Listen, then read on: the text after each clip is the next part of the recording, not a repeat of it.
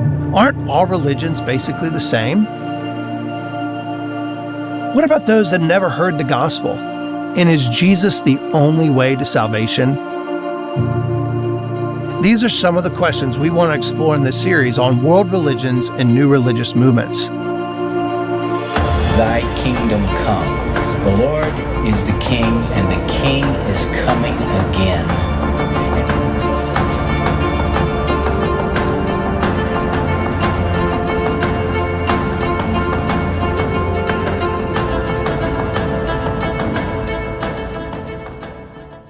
Jesus warned in the book of Matthew to beware of false prophets who come in sheep's clothing, but inwardly they're ravenous wolves. In this segment, we want to cover some of the cults or what is now called new religious movements that you might experience in your life. The Bible strongly warns Christians to beware of he who comes preaching another Jesus, whom you have not preached, or if you received a different spirit which you have not received, or a different gospel which you have accepted. Paul here recognizes three different areas that we need to focus upon: who Jesus is, the Spirit of Christ, or the Trinity, and the gospel itself.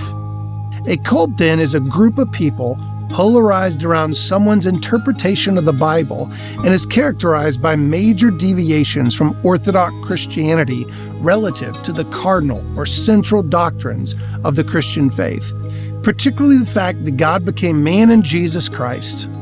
Or a more simple definition is a cult or new religious movement is any religion that differs in one or more major ways from the parent religion, sort of like what Buddhism did to Hinduism, or even Christianity to Judaism.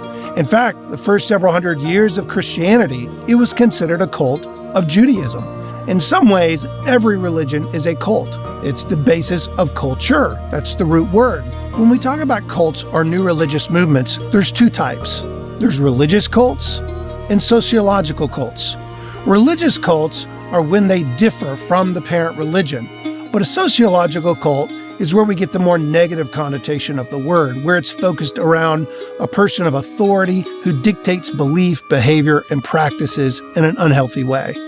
When it comes to Christian cults, or those new religious movements that are birthed out of Christianity, there are some things you need to look for, such as new truth that Christianity never had adhered to throughout the history of the Christian church, or new revelation, or a changing theology, or new interpretation of a scriptural passage that's never been interpreted that way before. Also, they add authority of other scriptures to the Bible itself as an indication of a new religious movement in Christianity.